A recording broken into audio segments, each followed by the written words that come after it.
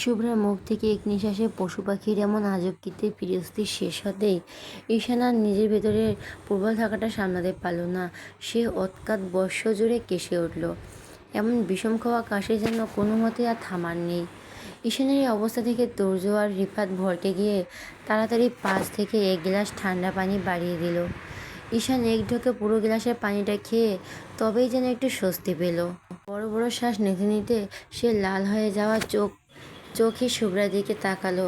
সেই খয়েরি পরি তখন নিজের দুই কান বুকের উপর শক্ত করে ভাঁজ করে মুখটা একটু কুঁচকে বেশ একটা বিজয়ের অহংকার নিয়ে তারই দিকে তাকিয়ে আছে। চারপাশে মেয়েরা তো হাসির চোটে একে অপরের গায়ে ঢলে পড়ছে, কেউ কেউ হাসতে হাসতে একদম লুটিয়ে পড়ছে। অবশেষে গেটে এসে তুমুল বাগরুদ্ধ আর মিষ্টি মধুর ঝগড়াঝাটিতে কনেপক্ষে মেয়েরাই শেষ হাসি হাসলো। বরের বন্ধুদের সমস্ত বুদ্ধি আর অজুহাত বুড়ো আঙ্গুল দেখিয়ে পুরো 2 লাখ টাকায় আদায় করেই ছাড়লো তারা। টাকাটা মেয়ের হাতে আসতেই এক ঝাটকায় উল্লাসে চিৎকার করে উঠল। এরপর রীতি মেনে শুভ্রর সামনে একটা চকচকে কাঁচি তুলে দেওয়া হলো ফিরতা কাটার জন্য। শুভ্র নিজের ভেতরের চরম বিরক্তিতে চেপে রেখে একটানে ফিতাটা টেনে দিল। ফিতা কাটার সাথে সাথেই চারপাশ হাততালির শব্দে মুখরিত হয়ে উঠল। ঠিক পর মুহূর্তে মিহি আর তার সাথে থাকা আরও কয়েকটা চঞ্চল মেয়ে দুষ্টুমি ভরা হাসিতে মেতে উঠে একসাথে কয়েকটা পার্টি স্প্রে ট্রিগার করে দিল বরপক্ষ ছেলেদের উপর। মুহূর্তের মধ্যে সাদা ফ্যানারি তরল ছিটকে এসে পড়ল শুভ্র, তুর্য, রিফাত আর ঈশানের দামি পোশাকে আর চুলে। সে সাদা তরলে মাখামাখি হয়ে ছেলেদের অবয়ন দেখে মনে হচ্ছে যেন এক একটা জ্যান্ত সাদা ভেড়া দাঁড়িয়ে আছে। শুভ্র নিজের দামি দামি সোনালি শেরওয়ানির উপর ওই সাদা ফেনা দেখে রাগে এবং বিরক্তিতে তাদের দাঁত চিপল। পকেট থেকে টিস্যু বের করে ফেনা মুছতে মুছতে বিরক্তির সুরে বলল, হোয়াট ইজ দিস? এসব নোংরা কী দিয়েছিস? মিহি তখন নিজের হাসি থামাতে পারল না, পেট চেপে হাত দিয়ে বলল, আরে ভাইয়া, রেগে যাচ্ছ কেন? এটা তো একদম খাঁটি বিদেশি পারফিউম। দেখো না তোমাদের সবাইকে কেমন চমৎকার আর সুন্দর দেখাচ্ছে। মিহির এই রসিকতা মন্তব্যে উপস্থিত সমস্ত মেয়েরা আবারও হাসির বন্যায় ভেসে এলো। অবশেষে গেটের সমস্ত আনন্দ, খুনসুটি আর নিয়মের মধুর পর্ব শেষ হলো। রাজকীয় আভিজাত্য নিয়ে শুভ্র বরের জন্য সুসজ্জিত সেই প্রধান আসন গিয়ে বসল। রাত 8টা। সকাল আনন্দ, সকল উল্লাস, সকল গান আর হাসির রেশ ধীরে ধীরে মিলিত যেতে না যেতেই সম্পন্ন হলো শুভ্র আর হৃদির বিয়ের পবিত্র আয়োজন। দ্বিতীয়বারের মতো তারা আবদ্ধ হলে এক অটুট বন্ধনে। দ্বিতীয়বারের মতো মোহ আল্লাহকে সাক্ষী রেখে একে অপরের নাম লিখে নিল নিজেদের নিয়তির পাতায়। যেন বহুদিনের বিচ্ছিন্ন দুটি নদী আবারও ফিরে পেল একই মোহনা। বহু প্রতীক্ষার দুটি হৃদয় আবারও খুঁজে পেল একই ঠিকানা। কিন্তু মিলনের আনন্দের মাঝেও বিদায় বেদনা তো চিরকালই নিঃশব্দে অপেক্ষা করে থাকে। বিদায়ের মুহূর্তে রীতি ছুটে গিয়ে ইকবাল ইসলামকে জড়িয়ে ধরল। বাবার বুকে মুখ গুলতেই বুকের ভিতর জমে থাকা সমস্ত কান্না বাঁধ ভাঙা নদীর মতো উছলে বেরিয়ে এলো। চারপাশে কোলাহল স্তব্ধ হয়ে গেল তার কাঁপতে থাকা কণ্ঠের কাছে। আবু, আমি জানি আজ তুমি তোমার সমস্ত চাওয়া আমাকে হারিয়ে সমস্ত পাওয়া পূর্ণ করে দিয়েছ। নিজের স্বপ্নকে নিঃশব্দে বিদায় জানিয়ে আমার স্বপ্নকে দুহাত ভরে আশীর্বাদ করেছ। তুমি চাইলে আমাকে তোমার ইচ্ছের পথে হাঁটাতে পারতে, কিন্তু তার বদলে আমার সুখের পথে নিজের হৃদয়টা বিছিয়ে দিয়েছ। আমি জানি আমি তোমার সেই মেয়ে হতে পারিনি যে মেয়েকে তুমি খুব নিকট স্বপ্ন দেখেছিলে। তোমার পছন্দের মানুষকে জীবনসঙ্গ করতে পারিনি, কিন্তু বিশ্বাস করো আব্বু, ভালোবাসা বড়ই অদ্ভুত এক অনুভূতি। সে কারো অনুমতি নেয় না, কারো নিয়ম মানে না। সে নিঃশব্দে আসে, হৃদয়ের দুয়ারে কড়া কড়া কড়া নাড়ে, তারপর একদিন সমস্ত অস্তিত্ব নিজের করে নেয়।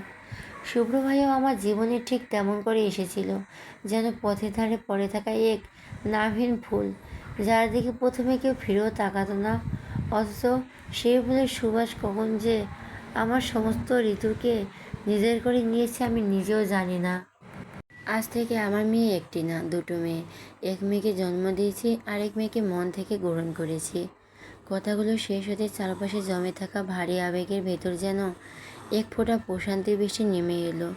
রিদি কান্না ভেজা চোখে এগিয়ে গিয়ে সোহান চৌধুরীকে জড়িয়ে ধরল। সেই জড়িয়ে ধরাটা ছিল না শুধু মামা শ্বশুরকে আলিঙ্গন করা, ছিল দুটি পরিবারের মাঝখানে দাঁড়িয়ে থাকা সমস্ত সংকোচ, সমস্ত দূরত্ব আর সমস্ত অবচেতনা নিমিষে আপন করে নেওয়ার এক নীরব স্বীকৃতি। মনে হচ্ছে এক মুহূর্তে শ্বশুর আর বাবার মাঝখানে অদৃশ্য দেওয়ালটা ভেঙে গুটিয়ে গেছে, আর তার জায়গায় জন্ম নিয়েছে নতুন এক সম্পর্কের উষ্ণতা। এরপর ইকবাল এহসান দৃঢ় পায়ে শুভ্রের সামনে গিয়ে দাঁড়ালেন।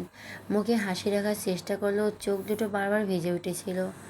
বছরের পর বছর ধরে বুকের ভেতর আগলে রাখা সবচেয়ে কলিজাটে আজ অন্য একজন হাতে তুলে দেওয়ার মুহূর্ততে যে কেন বাবার জন্য সবচেয়ে কঠিন। তিনি শুভ্রের ডান হাতটা নিজের হাতের উপর নিলেন, তারপর কাঁপতে থাকা রিদির নরম কাঁপতে থাকা হাতটা তুলে এনে পরম যত্নে শুভ্রের হাতের উপর রাখলেন। দুটি হাতের মিলনটুকু দেখে মনে হচ্ছে যেন একজন বাবা তার সমস্ত বিশ্বাস, সমস্ত দোয়া আর সমস্ত নিশ্চয়তা একজোড়া হাতের মাঝে রেখে নিচ্ছেন। ইকবাল এহসান দু হাত একসাথে চেপে ধরে শুভ্র চোখের দিকে তাকালেন, তারপর ভাঙা কাঁপা কণ্ঠে বলতে লাগলেন। অবশেষে কান্নায় সে বিষাদময় পর্ব শেষ করে রিদিকে গাড়িতে তুলে দেওয়া হলো। অতিরিক্ত কান্নাকাটি আর ক্লান্তি সইতে না পেরে গাড়িতে বসে শুভ্রের বুকে মাথা রেখে গভীর ঘুমে তলিয়ে গেল রিদি। শুভ্র তার সেই মনোমোহিনীকে এক হাত দিয়ে পরম আদরে নিজের বুকের সাথে জড়িয়ে ধরে রাখল। ঘুমান্ত রিদির নিষ্পাপ মুখের দিকে তাকিয়ে শুভ্রের ভেতরটা ভালোবাসায় ভরে উঠল। সে আলতো করে একের পর এক চুমু খেতে লাগলো তার কপালে আর গালে। সামনে ড্রাইভিং সিটে বসে ঈশান শান্ত মুখে গাড়ি চালাচ্ছে, তার ঠিক পাশের সিটে বসে আছে শুভ্রা। সারাদিনের এত সব ধকল আর অতিরিক্ত ক্লান্তিতে শুভ্র চোখের পাতাও ভারী হয়ে আসছিল। গাড়ি চলার মৃদু ঝাঁকুনিতে ধীরে ধীরে সেও একসময় ঘুমের ঢলে পড়ল, আর অবচেতন মনেই ঘুমের ঘোরে তার মাথাটা আলতো করে গিয়ে ঠেকল পাশে থাকা ঈশানের শক্ত কাঁধের ওপর। ঈশান স্টিয়ারিং ধরে থাকা অবস্থাতেই এক পলক পাশে তাকালো। শুভ্রা ওই ক্লান্ত শান্ত মুখের দিকে চেয়ে একটা দীর্ঘশ্বাস পেলে সে আবার সোজা সামনের রাস্তায় মন দিল। দীর্ঘ জার্নি শেষে অবশেষে গাড়ি এসে থামলো চৌধুরী বাড়ির আলিশান গেটের সামনে। শুভ্রা গাড়ি থেকে নেমে রিদিকে পরম যত্নে নিজের কোলে তুলে নিল। তন্দ্রাচ্ছন্ন রিদিকে কোলে নিয়ে সে সোজা নিজের রুমে চলে এলো এবং বাসর রাতের জন্য সুসজ্জিত খাটের উপর তাকে আলতো করে শুয়ে দিল। মেয়েটা এখনও গভীর ঘুমে মগ্ন। শুভ্র এতক্ষণ তার সেই চেনা মুখের দিকে অপলক দৃষ্টিতে তাকিয়ে রইল, তারপর আলতো করে ওয়াশরুমের দিকে এগিয়ে গেল ফ্রেশ হওয়ার জন্য। অন্যদিকে নিজের রুমে এসে শুভ্রা ভারী জামা চেঞ্জ করে তাড়াতাড়ি ফ্রেশ হয়ে নিল, কিন্তু ভেতরটা কেমন জানি ছটফট করছে। বিছানায় শুয়েও কোনো শান্তি পাচ্ছিল না সে। মনটা ভালো লাগছিল না দেখে একাই ধীর পায়ে ছাদে চলে এলো একটু রাতের ঠান্ডা হাওয়া গায়ে লাগাতে। ছাদে পা রাখতেই ঘুটঘুটি অন্ধকারের মাঝে একটা লম্বা অবায়ন শুভ্রার নজরে পড়ল। ছাদের এক কোনায় রেলিংয়ের একদম সামনে কেউ উল্টা দিক হয়ে দাঁড়িয়ে আছে। শুভ্র অবশ্য এতে বিন্দুমাত্র ভয় পেল না। সে কৌতূহল নিয়ে আরেকটু এগিয়ে গেল। দেখতে পেল ওখানে আর কেউ নাই, স্বয়ং ঈশান দাঁড়িয়ে আছে। দুহাত পকেটে গুজে সে শূন্য আকাশের দিকে তাকিয়ে কী যেন ভাবছে। শুভ্রা স্তম্ভ হয়ে দাঁড়িয়ে রইল। বেশ কিছুক্ষণ সে দূর থেকে ঈশানের চওড়া পিঠের দিকে অপলক তাকিয়ে থাকলো। বুকের ভিতরটা কেমন যেন হু হু করে উঠল তার। সে আর নিজের উপর নিয়ন্ত্রণ হারাতে চায় না। তার নিজেকে সামনে নিয়ে কোনো কথা না বলে চুপচাপ পিছনে ফিরে চলে আসতে চাইল, কিন্তু ঠিক তখনই শুভ্রার দিকে না তাকাতেই ঈশান হঠাৎ নিস্তব্ধতা ভেঙে বলে উঠল, কথা বলবে না আমার সাথে? ঈশানের সে চেনা গম্ভীর কণ্ঠস্বরটা যেন তীরের মতো সোজা গিয়ে শুভ্রা কলিজায় লাগলো। তার পায়ের পাতা দুটো ওখানেই থমকে গেল। এক কদমও সামনে বাড়ানোর শক্তি রইল না। সে শক্ত করে চোখ দুটো বন্ধ করে নিজের ঠোঁট কামড়ে ধরল, যাতে ভিতর থেকে উপচে আসা কান্না শব্দটা কোনোভাবে বাইরে বেরিয়ে না আসে। সে কথা বলতে চায় না, নতুন করে আর কোনো মায়া বেরোতে চায় না নিজের মনে। কী লাভ এত মায়া বাড়িয়ে? এই একপাক্ষিক মায়ার কি আজও কোনো দাম আছে? শুভ্রা তা জানে না। সব দ্বিধা ঝেড়ে ফেলে শুভ্রা যখন কিছু বলে আবার চলে যাওয়ার জন্য পা বাড়ালো, ঠিক তখন ঈশান পেছন থেকে আবার বলে উঠল, ইগনোর করছো? শুভ্রা মনে হলো ঈশান যেন ইচ্ছে করেই তার কলিজায় ধারালো ছুরি চালাচ্ছে। বুকের ভিতর তীব্র যন্ত্রণায় মুচড়ে উঠল। সে বহু কষ্টে নিজেকে সামলালো, দৃঢ় পায়ে ঘুরে দাঁড়িয়ে মাথাটা একদম নিচু করে ভাঙা গলায় বলল, জি জি ঈশান ভাইয়া বলুন। ঈশান এবার রেলিং থেকে পিঠ টান টান করে শুভ্রার দিকে ঘুরে দাঁড়ালো। একবার রেলিংয়ের নিচের অংশে ঠেকিয়ে দু হাত পকেটে গুজে সে শুভ্রার ওই মাথা নিচু করে থাকা অবায়নটার দিকে শান্ত দৃষ্টিতে তাকালো। তারপর একদম স্বাভাবিক গলায় বলল, কংগ্রাচুলেশন শুভ্রা। চমকা চমকে উঠে মাথা তুলল। ঈশানের সেই ভাবলেশীন শান্ত মুখের দিকে তাকিয়ে অবিশ্বাস্য গলায় শোধালো, মানে? মৃদু হাসল। সেই হাসিতে কোনো চঞ্চলতা নেই, যেন এক অদ্ভুত উদাসীনতা। সে বলল, পাগলি একটা, বলছি পরশু তো তোমার বিয়ে, তাই তোমার এই নতুন জীবনের জন্য অভিনন্দন জানাচ্ছি। কথাটি শোনা মাত্রই শুভ্রার বুকের ভেতরটা যেন কেউ হাত দিয়ে টেনে বের করে নিয়েছে। গলার কাছটা এক দলা কান্না এসে দলা পাকিয়ে গেল। কোনো কথা যেন মুখ থেকে গলে বের হতে চাইছেই না। চোখের কোণটা ভিজে ওঠার আগেই সে জোর করে নিজেকে শক্ত করলো। অনেক কষ্টে কোনো রকম ঠোঁটজোড়া কাঁপিয়ে বলল, ধন্যবাদ। সে কাঠের বোতলের মতো চুপচাপ দাঁড়িয়ে রইল। এরপর আর কেউ কোনো কথা বলল না। দুজনে একদম নিস্তব্ধ। ছাদের ওপর শুধু রাতের হালকা বাতাস আর দূরে ঝিঝি পোকার একটানা ডাক ছাড়া আর কোনো শব্দই নেই। বেশ কিছুক্ষণ এভাবেই কাটার পর হঠাৎ করে চারপাশের আবহাওয়া বদলে গেল। প্রচণ্ড জোরে বাতাস শুরু হলো চারদিকে। বাতাসের বেগ এতই তীব্র ছিল যে শুভ্রা কাঁধ থেকে ওড়নাটা ঝাটকে খুলে বাতাসে উড়তে লাগলো। আর তার পিঠে ছেড়ে যাওয়া চুলগুলো পাগলের মতো মুখের উপর এসে আছড়ে পড়তে লাগলো। সে অনেক কষ্টে উড়তে থাকা ওড়না টেনে তুলে কোনো রকম বুকের ওপর চেপে ধরলো। তারপর চুলগুলো এক হাত দিয়ে সরিয়ে ঈশানের দিকে তাকালো। দেখলো ঈশান ততক্ষণে অন্যদিকে মুখ ফিরে রেলিং ধরে দাঁড়িয়ে আছে। শুভ্রা আর এক মুহূর্ত সেখানে দাঁড়ালো না, নিরাপদ মনে করলো না। সে ধীর পায়ে ঈশানের একটু কাছে এগিয়ে গিয়ে এসে কাপা গলায় বলল, প্রচণ্ড বাতাস আছে ঈশান ভাইয়া, মনে হচ্ছে এখনই বৃষ্টি নামবে, নিচে নেমে আসুন। ঈশান শুভ্রার দিকে না তাকিয়ে আকাশের দিকে মুখ করে শান্ত গলায় বলল, থাকি না, অনেক দিন ধরে বৃষ্টিতে ভিজি না, আজ একটু ভিজে তুমিও থাকো, যে একসাথে ভিজে। ঈশানের এই আকস্মিক আর অদ্ভুত প্রস্তাবটা শুভ্রার জন্য ঠিক সেখানেই জমে বরফ হয়ে গেল।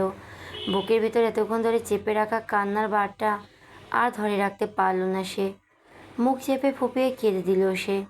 এই লোকটা এমন কেন করছে? কেন এড়িয়ে যাওয়ার পরে এভাবে মায়ার বন্ধনে বাঁধছে? সে যে এই তীব্র মানসিক না আর সহ্য করতে পারছে না। শুভ্রা সেই স্পষ্ট কান্নার আওয়াজ ঈশানের কান অবধি পৌঁছালো, কিন্তু সে কিছু বলল না, কোনো সান্ত্বনা দিতে এগিয়েও এলো না। কারণ এই কান্নার গভীর মানেটা সে খুব ভালো করে জানে, কিন্তু সেই মানেটা সে এই মুহূর্তে কোনোভাবে বুঝতেই চায় না, নিজের মনের কাছে স্বীকার করতে চায় না। কিছুক্ষণের মধ্যে চারপাশ অন্ধকার হয়ে আসছে। জমে বৃষ্টি নেমে পড়লো। শুভ্রা ঈশানের ঠিক পেছনে দাঁড়িয়ে নিঃশব্দে ভেসতে থাকলো, আর ঈশান সামনে দাঁড়িয়ে আকাশের জল গায়ে মাখলো। দেখতে দেখতে দুজনে বৃষ্টিতে ভিজে একদম চপচপে হয়ে গেল। ঠিক তখনই হঠাৎ আকাশ ছিঁড়ে সজোরে শব্দ করে একটা বিকট বজ্রপাত হলো। সেই মেঘের গর্জনের ভয়ে শুভ্রা একদম কাঁপতে কাঁপতে দৌড়ে গিয়ে ঈশানকে পেছন থেকে শক্ত করে জড়িয়ে ধরলো। তার দু হাত ঈশানের বুক বরাবর চেপে ধরায় কাঁপা কাঁপা গলায় বলল, আমার ভীষণ ভয় লাগে। শুভ্রের এই অসম্ভবিক ছোঁয়ায় পুরো শরীর একলহমায় শিউরে উঠল। বুকের ভেতর বন্ধ থাকা হার্টবিটটা যেন আচমকা দ্বিগুণ বেড়ে ধকধক করে বাজতে শুরু করলো। সে কোনো কথা বলল না, শুভ্রাকে সরিয়েও দিল না, শুধু চুপচাপ নিজের চোখ দুটো বন্ধ করে রইল। শুভ্রা এক অদ্ভুত শান্তিতে ঈশানের চওড়া পিঠে নিজের মুখটা গুঁজে দিয়ে চোখ বন্ধ করে রইল। বৃষ্টির এই রিনিঝিনি শব্দের মাঝে শুভ্রা হুট করে কেমন যেন নিজের ভেতরে সব ঝড় শান্ত হয়ে গেল। এক টুকরো অপার্থিক শান্তি বয়ে গেল তার মনের ভেতর। তার মনে হতে লাগলো এই অজস্রের সুখ শুধু সুখ আর সুখ। সে যে সুখের ছোঁয়া সে হয়তো এই পৃথিবীতে আর কোনো মানুষের কাছে কোনোদিন পাবে না। অন্যদিকে শুভ্র ওয়াশরুম থেকে ফ্রেশ হয়ে একটা কালো শার্ট আর সাদা জিন্স প্যান্ট পরে বের হয়ে আসে। ঘরে এসে তার কানে আসে জানালার বাইরে ঝমঝমিয়ে পড়তে থাকা বৃষ্টির শব্দ। সে জানালা দিয়ে তাকিয়ে দেখে বাইরে প্রচুর বৃষ্টি হচ্ছে। এরপর সে বিছানার দিকে তাকায়। রিদি এখনও গভীর ঘুমে মগ্ন। মেয়েটার ক্লান্ত মুখখানা দেখে মনে হয় না যে কাল সকালের আগে তার ঘুম ভাঙবে। শুভ্র একটা দীর্ঘশ্বাস ফেলে একটু হাওয়ার খোঁজে ছাদের উদ্দেশ্যে পা দিল। হাঁটতে হাঁটতে ছাদের দরজার কাছে পৌঁছাতেই তার পায়ের গতি আচমকা থমকে গেল। অন্ধকারের মাঝে বৃষ্টির ঝাপটা আলোয় ছাদের রেলিংয়ের কাছে দুটো মানুষের অবয়ন স্পষ্ট দেখা যাচ্ছে। ভালো করে লক্ষ্য করলেই দেখলো, মনে হচ্ছে কেউ একজন পেছন থেকে কাউকে শক্ত করে জড়িয়ে ধরে আছে। শুভ্র প্রথমে ঠিক বুঝতে পারল না যে এই ঘোর বৃষ্টির মধ্যে ছাদের কোণে কে হতে পারে এই দুজন। মনের ভেতর কৌতূহল নিয়ে সে দরজা পেরিয়ে বৃষ্টির মধ্যে ছাদে পা রাখলো। ধীরে ধীরে সে যখন ওই অবয়ন দুটোর আরও কাছে এগিয়ে গেল, তখন এক ঝটকে তার পা দুটো সেখানে জমে গেল। কারণ বৃষ্টির ঝাপসা আলো জমিয়ে সামনের মানুষ দুটো এখন তার খুব চেনা।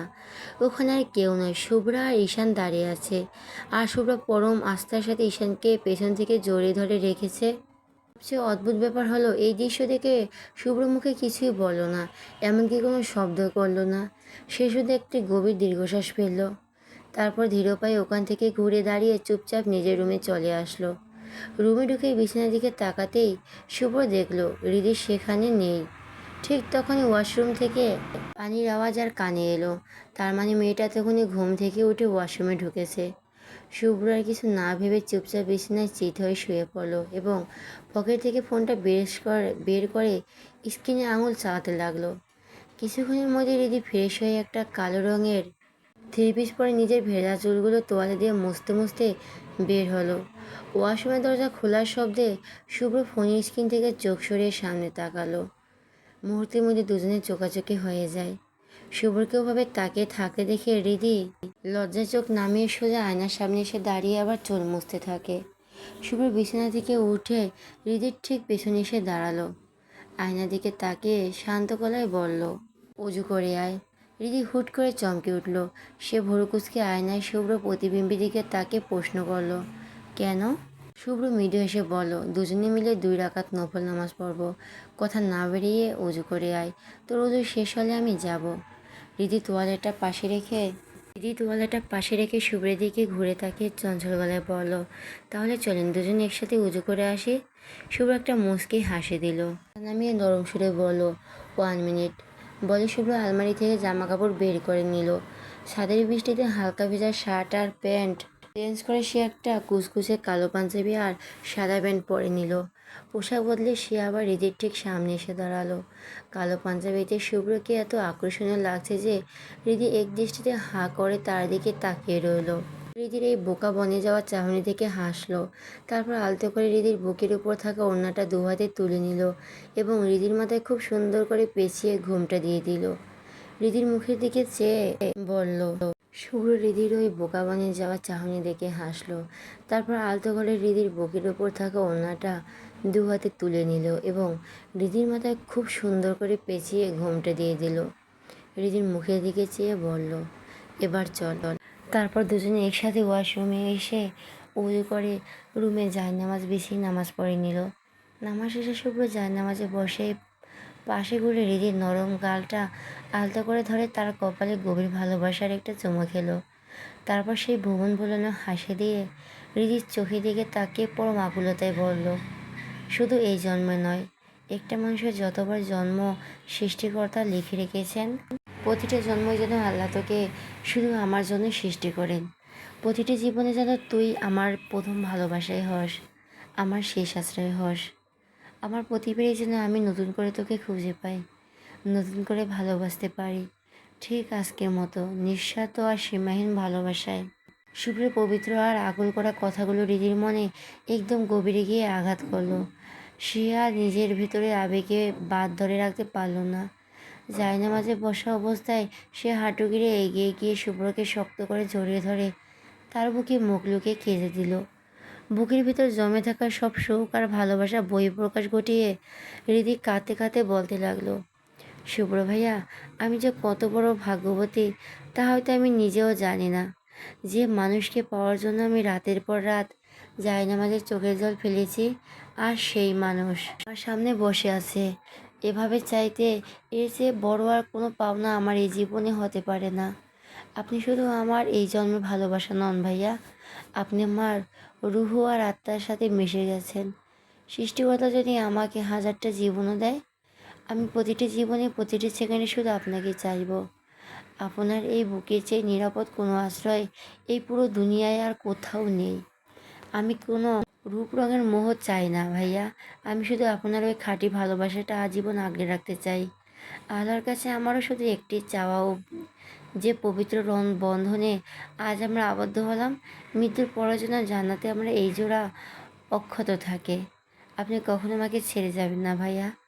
আপনার এই ভালোবাসার আলো ছাড়া আমি যে এক মুহূর্ত বাঁচতে পারবো না। হৃদির এমন আগল করা কান্না আর ভালোবাসার স্বীকারোক্তি শুনে শুভ্রর ভেতরটা এক এক মায়ায় মুচড়ে উঠল। সে নিজের দুহাত হৃদির মুখটা আলতো করে উপরে তুলল। তারপর নিজের বৃদ্ধাঙ্গুলো দিয়ে হৃদির গাল বেয়ে পড়া অশ্রুবিন্দুগুলো পরম যত্নে মুছে নিল। তার চোখের দিকে তাকিয়ে নরম অথচ গভীর কণ্ঠে বলতে লাগলো, পাগলি একটা, এমন করে কাঁদিস না তো। তোর চোখের এই জল দেখলে আমার বুকটা ফেটে যায়।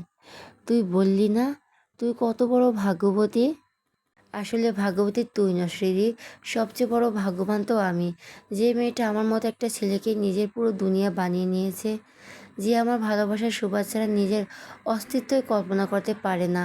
তাকে নিজের অর্ধাঙ্গিনী হিসাবে পাওয়া তো আমার 7 জন্মের ভাগ্য। আজ থেকে শুভ্র শুধু তোর, একান্তই তোর। তুই যেমন আমার বুকেই তোর সবচেয়ে নিরাপদ আশ্রয় মনে করিস, ঠিক তেমন এই অবাধ্য শুভ্রেরও শান্ত হওয়ার একমাত্র জায়গা কিন্তু তোর এই কোলটাই। তোকে ছেড়ে যাওয়ার কথা তুই স্বপ্ন ভাবিস না। তুই ছাড়া আমার এই জীবনে আর কোনো ডিকশনারি নেই, কোনো গন্তব্য নেই। আজ এই জায়নামাজে বসে তোকে কথা দিচ্ছি, জীবনের প্রতিটি মোড়ে প্রতিটি কঠিন পরিস্থিতিতে আমি তোর হাতটা এভাবে শক্ত করে ধরে রাখবো। তোর সব আবদার, তোর সব পাগলামি আর সারা জীবন এভাবে মাথায় করে রাখবো। তুই শুধু এভাবে আমাকে ভালোবেসে যাস রেদি, বাকি দুনিয়াটা আগলে রাখার দায়িত্ব আমার। কথাগুলো শেষ করে শুভ্রহৃদের কপালে আরও একবার আলতো করে ঠোঁট ছোঁয়ালো, যেন তার প্রতিটি কথায় সত্যটাই সিলমোহর এঁকে দিল সে স্পর্শে। তারপর দুজনে একসাথে বিছানায় গা এলিয়ে দিল। হৃদি শুভ্র চওড়া বুকে মাথা রেখে পরম শান্তিতে চোখ বুঝল। এই যেন এক পৃথিবীর সব ক্লান্তি ভোলানো আশ্রয়। চোখ বন্ধ রেখে সে একটুখানি নড়েচড়ে বসলো। তারপর নরম গলায় আবদার করলো, আমাকে একটা গান শোনাবেন? শুভ্র একটু মৃদু হেসে নিচু গলায় শুধালো, গান শুনবি? হৃদি শুভ্রের শার্টের বোতাম আঙুল দিয়ে আলতো করে জড়িয়ে ধরে বলল, হুম।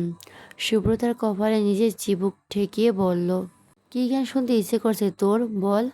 হৃদি শুভ্রের বুকে ওমে আরও একটু লেপটে গিয়ে ফিসফিসিয়ে বলল, আপনার মনে যে সুরটা এই মুহূর্তে আপনার জন্য বাজছে আপনি সেটাই শোনাবেন।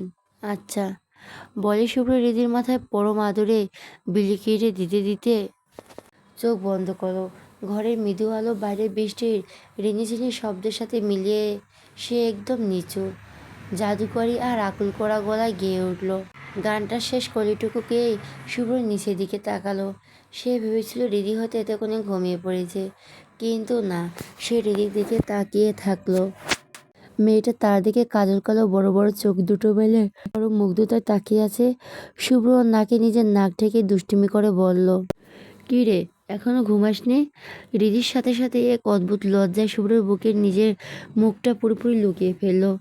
তারপর ভেতর থেকে জড়িয়ে যাওয়া চঞ্চল গলায় বলল, দূর, এত কিউট একটা বর যার একদম বুকের ভেতরে জড়িয়ে ধরে রাখে, তার চোখে আবার ঘুম আসে বলুন? তার ওপর আপনার এই জাদুকরি কণ্ঠের এত মায়া, এত সুন্দর গান কিভাবে গান আপনি?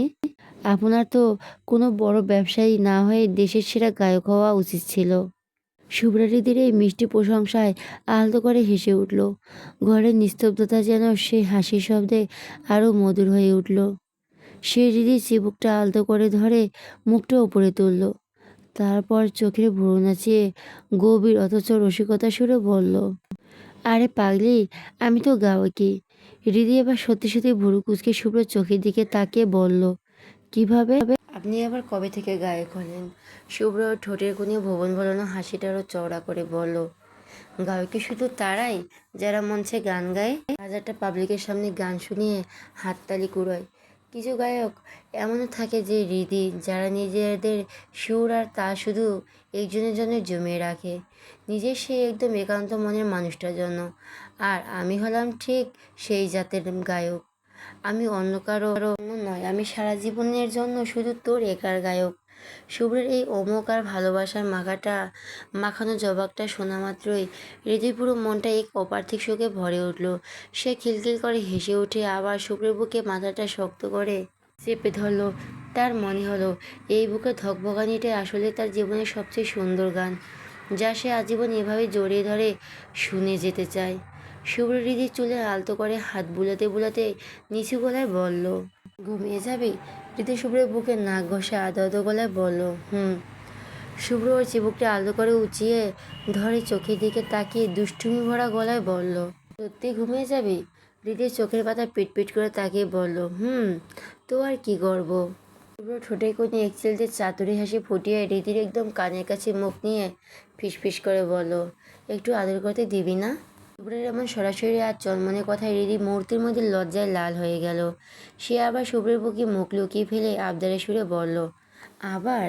কেটে গেছে 2 দিন, আজ শুভ্রের গায়ে হলুদ। সারা বাড়ি জুড়ে উৎসবের আমেজ, চারদিকে নানা রঙের আলো আর ফুলের সাজসজ্জা।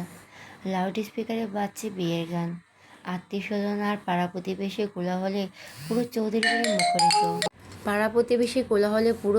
বাড়ি মুখরিত। কিন্তু এত আনন্দের মাঝেও হৃদি যেন নিজের মাঝে নেই।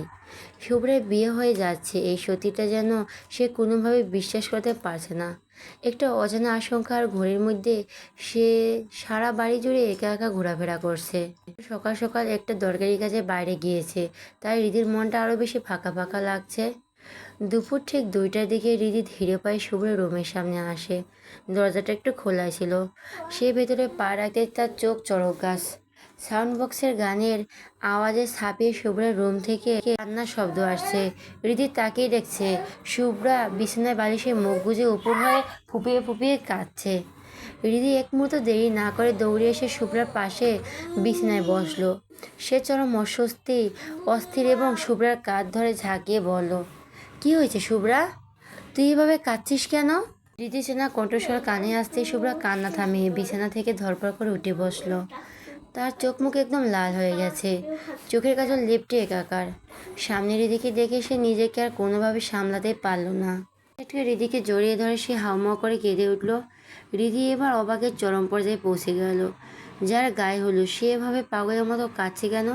কিছুই তার মাথায় ঢুকছে না। সে শুভ্র পিঠে আর মাথায় হাত বুলিয়ে শান্ত করার চেষ্টা করতে করতে বলল, কি হয়েছে বলবি তো? তুই এইভাবে কাঁদলে আমি কি বুঝবো? কি হয়েছে বল আমাকে? শুভ্রা হৃদির বুকে মুখ গুজে কাঁদতে কাঁদতে মরিয়া হয়ে বলল, আমি এই বিয়ে করতে পারবো না রে হৃদি। যেভাবেই হোক তুই প্লিজ এই বিয়েটা আটকা, আমি মরে যাব। শুভ্রার কথা শুনে হৃদির মাথাটা যেন এক মুহূর্তের জন্য আকাশ ভেঙে পড়ল। সে শুভ্রাকে নিজে থেকে একটু সরিয়ে তার মুখের দিকে তাকিয়ে অবিশ্বাসের গলায় বলল, মানে কী বলছিস তুই এসব? আর মাত্র কয়েক ঘন্টা পর তোর গায়ে হলুদ, কাল বিয়ে, এখন এসব কি পাগলামি করছিস? শুভ্রা হৃদির হাত দুটো শক্ত করে চেপে ধরে চোখ দিয়ে টপ টপ করে জল ফেলতে ফেলতে বলল, আমি কোনো পাগলামি করছি না, আমি সত্যি বলছি। আমি পারবো না অন্য কারো গলায় মালা দিতে। কারণ? হৃদি এবার গভীর চিন্তায় পড়ে গেল। সে ভুরু কুঁচকে শুভ্রার চোখের দিকে তাকিয়ে বলল, কারণ কি স্পষ্ট করে বল। শুভ্রা আর কোনো লুকোছাপা করতে পারল না। ভিতরে সব জমানো আত্মনাদ একেবারে বের করে দিয়ে সে হৃদিকে আরো শক্ত করে জড়িয়ে ধরল। তারপর ভাঙা গলায় চিৎকার করে বলে উঠল, কারণ কারণ আমি ঈশানকে ভালোবাসি। শুভ্রার মুখ থেকে চরম সত্যিটা শোনার পর জাস্ট হয়ে গেল হৃদি। তার মুখের ভাষা যেন নিমিষেই হারিয়ে গেছে। কী বলবে বা কী করা উচিত তার কিছুই সে ভেবে পাচ্ছে না। সে হাবার মতো হা করে শুভ্রার দিকে তাকিয়ে রইল, যেন চোখের সামনে সেই পৃথিবীটার সবচেয়ে অবিশ্বাস আর সম্ভব কোনো কিছু দেখেছে। হৃদির এই নীরবতা দেখে শুভ্রা তার 2 হাত চেপে ধরে আবার আকুল হয়ে বলল, হৃদি তুই তো ভালোবাসার গভীরতা বুঝিস। তুই তো জানিস নিজের ভালোবাসা মানুষকে অন্য কারোর জন্য ত্যাগ করা কতটা কঠিন, কতটা যন্ত্রণার। আমি যে আর পারছি না রে। আজ 2 দিন ধরে আমার দম বন্ধ হয়ে আসছে। মনে হচ্ছে আমি এখনই মরে যাব। বুকটা ব্যথায় ফেটে যাচ্ছে আমার।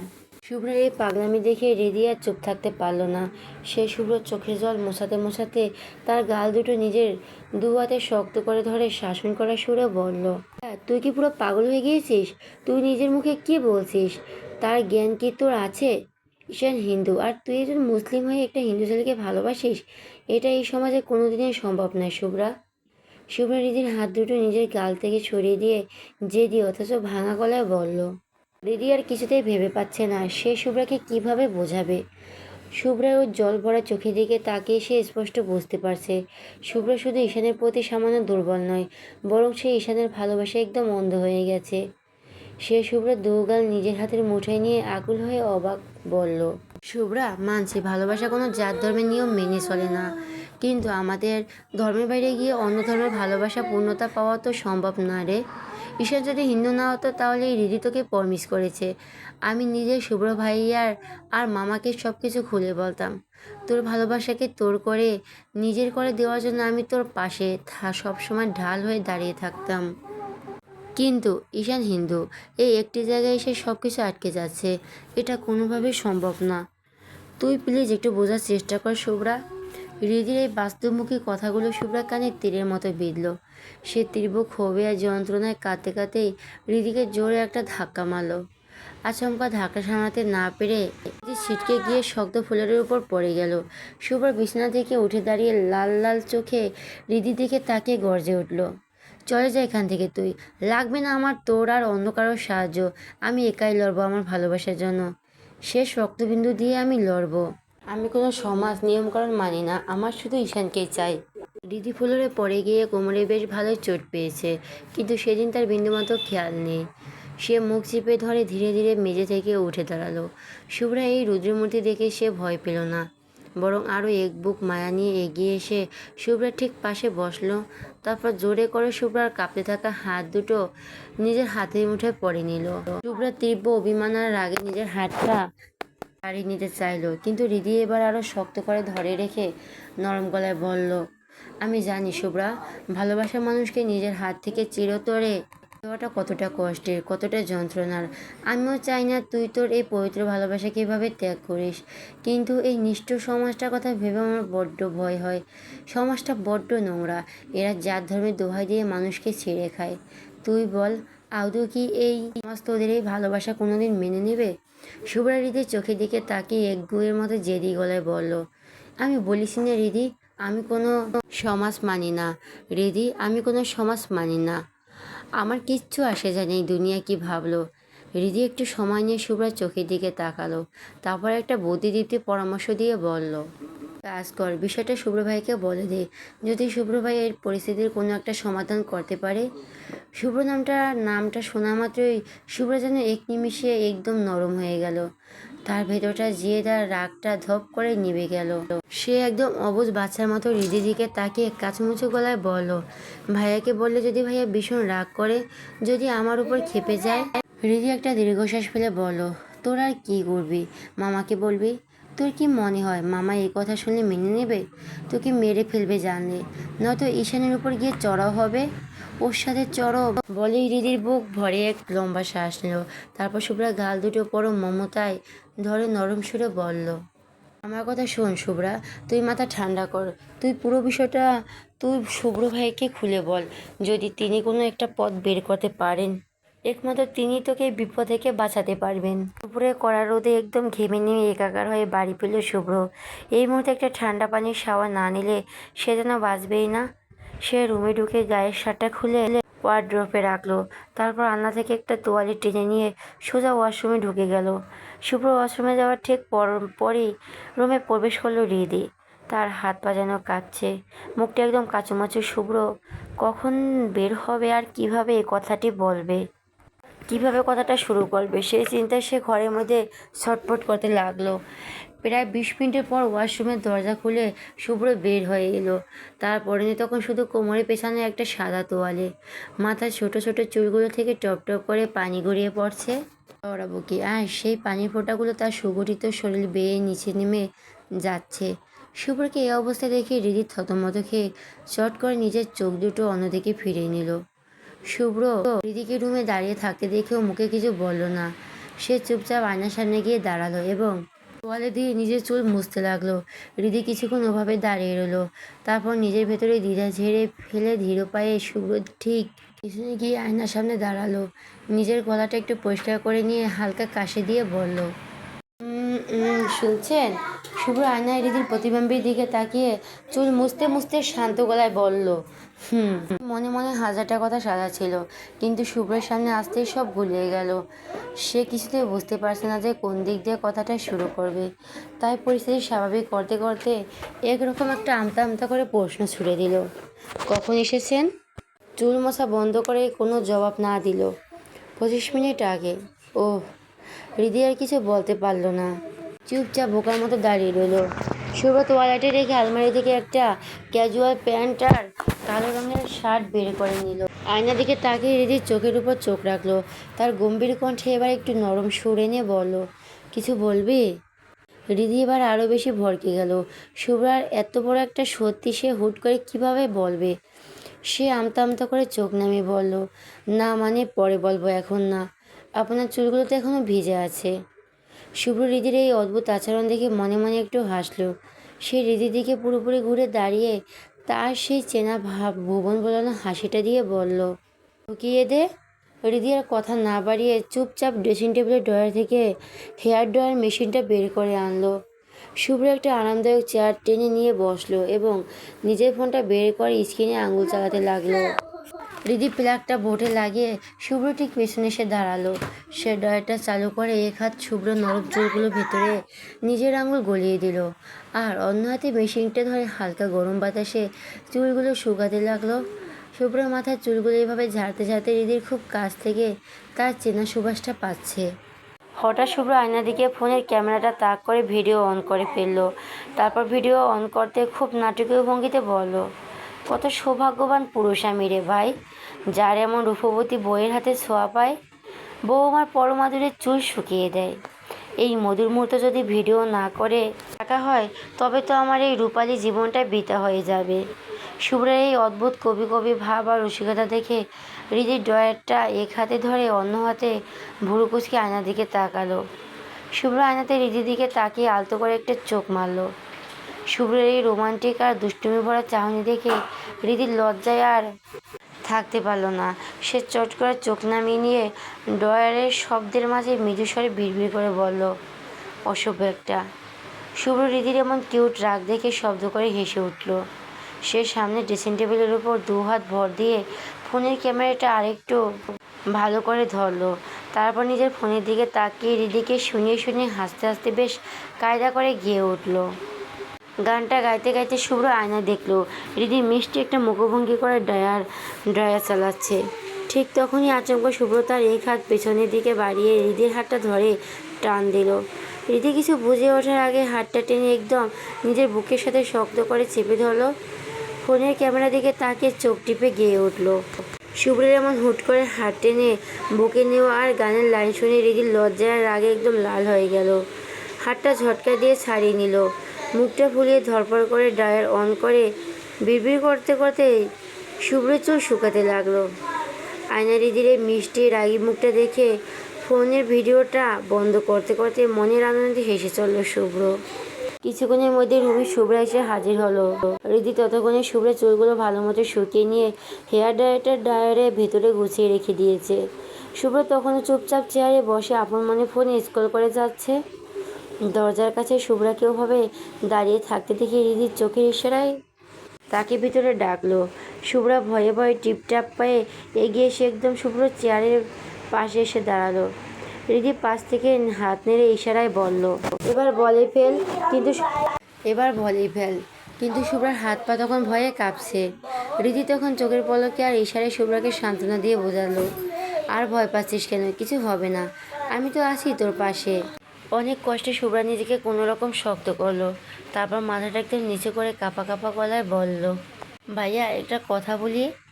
শুভ্র গলার আওয়াজ আর ভয়াক্ত সুরটা শুনে শুভ্র ফোনটা স্ক্রিন থেকে এক পলক শুভ্রের দিকে তাকালো। তার চোখে সে চেনা ধারালো চাহনি দেখে শুভ্র আরও কুকড়ে গেল। শুভ্র ফের ফোনের স্ক্রিনে চোখ রেখে নিয়ে ক্যাজুয়াম গলায় বলল, বল। শুভ্র এবার সত্যি সত্যি তোতলাতে লাগলো, ভাইয়া আমি আসলে।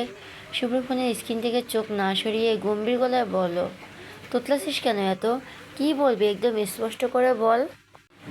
শুভ্র এবার সব ভয় আর দ্বিধা ঝেড়ে ফেলে শেষবারের মতো সাহস সঞ্চয় করলো। সে শক্ত করে চোখ দুটো বন্ধ করে ফেললো।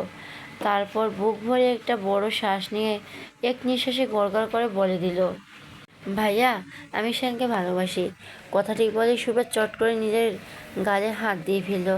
তার মানে হলো এই বুঝে তার রাগী ভাইটা চেয়ার ছেড়ে উঠে ঠুসঠাস করে দুটো থাপড় বসিয়ে দেবে তার গালে। কিন্তু তাকে আকাশ থেকে ফেলে দিয়ে শুভ্র ফোনের স্ক্রিনে একইভাবে চেয়ে রেখে একদম শান্ত নির্বিকার কণ্ঠে বলল, তারপর শুভ্রের এমন অদ্ভুত রকমের শান্ত হয়ে যাওয়া দেখে শুভ্রা যেন ভেতরে ভেতরে একটু সাহস খুঁজে পেল। সে আবার চোখের পাতায় মেলে বলল, ঈশানকে ছাড়া আমি বাঁচবো না। শুভ্রা আগের মতো ফোনের দিকে তাকিয়ে বলল, তারপর ঈশানকে ছাড়া আমি আর কাউকে বিয়ে করব না। তারপর শুভ্রা এবার আর নিজেকে রাগ ধরে রাখতে পারল না। কি তারপর তারপর করছো ভাইয়া? আমি কি এখানে তোমার সাথে কোনো ইয়ার্কি করছি? আমি কোনো মজা করছি না। আমি সত্যি সত্যি ঈশানকে ভালোবাসি। আই লাভ ঈশান। এবার শুভ্রা ফোনটা লক করে টেবিলের উপর রাখলো। তারপর চোখ তুলে সোজা শুভ্রর চোখের দিকে তাকালো। তার ঠোঁটে কোণে একটা রহস্যময় হাসি ফুটিয়ে বলল, ইডিয়েট, আমি কখন বললাম তুই মজা করছিস? আমি তো খুব মন দিয়ে শুনছি তোর এই মহান প্রেমের কাহিনী। শুভ্রের এই অতিমানবীয় রূপ, শান্ত রূপ দেখে শুভ্রার মনটা আরও খসখস করে উঠল। তার মনে হলো ঝড়ের আগে আকাশ যেমন থমথমে থাকে, তার ভাইয়াও ঠিক তেমন করে পেটানোর জন্য, অর্থাৎ ভেতরের সব খবর বের করার জন্য এভাবে শান্ত সেজে নাটক করছে। সব কিছু জানা শেষ হলে সে একদম রক্তচোষা বাঘের মতো গর্জে উঠবে। এইভাবে শুভ্রা প্রচণ্ড মন খারাপ করে মুখটা গোমড়া করে একদম চুপ হয়ে গেল। আর একটা শক্তও তার মুখ থেকে বের হলো না। শুভ্রা একটা দীর্ঘশ্বাস ফেলে বেশ গম্ভীর গলায় বলল, ঈশান হিন্দু। ভাইয়ের মুখে এ কথাটি শুনে শুভ্রা ভেতর ভেতর চরম কেঁপে উঠল।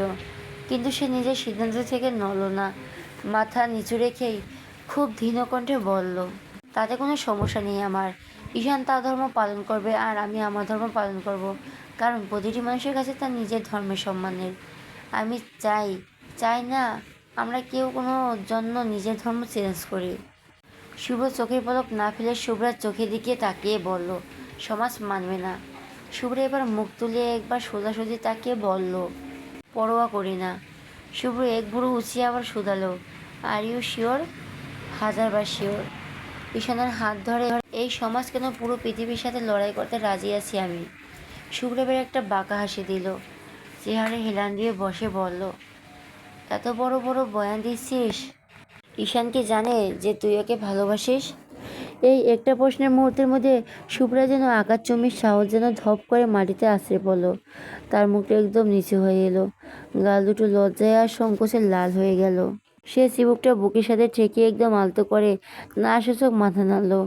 শুভ্র চেয়ার থেকে উঠে দাঁড়ালো। তারপর দরজার দিকে হাঁটতে হাঁটতে বেশ শান্ত গলায় বলল, একটা সত্যিকারের ভালোবাসা সম্পর্কে দুজনের মন থাকতে হয়, বুঝলি? আগে ঈশানের কাছে গিয়ে দাঁড়িয়ে বল যে তুই একে ভালোবাসিস। তারপর ওর মন থেকে জেনে নে সে তোকে ভালোবাসে কি না।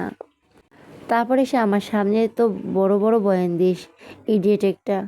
কথাটি শেষ করে শুভ্র হনহনিয়ে রুম থেকে বের হয়ে গেল।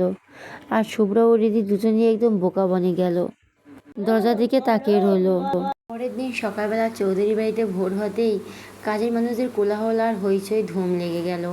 গায়ে হলুদের রেশ কাটতে না কাটতেই আজ বিয়ের মূল অনুষ্ঠান।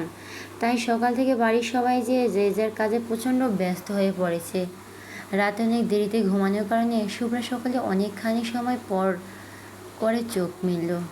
কিন্তু সে বিছানা থেকে উঠতে না উঠতেই মিহি আর পাখি এর আরও কয়েকজন কাজে মিলে তাকে জোর করে ঘর থেকে টেনে নিচে নেমে এলো। প্যান্ডেলের এক কোণে বসে তারা শুভ্রাকে মেহেদি পরিয়ে দিতে লাগলো।